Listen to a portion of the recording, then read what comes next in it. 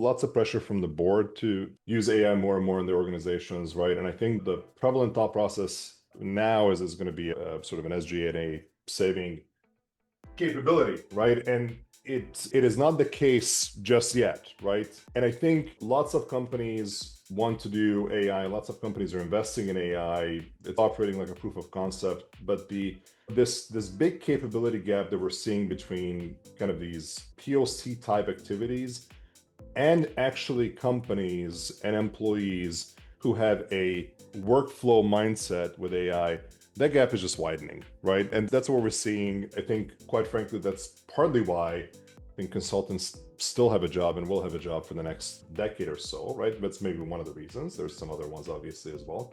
But that gap is widening, and we'll talk about what that means to close that gap, right?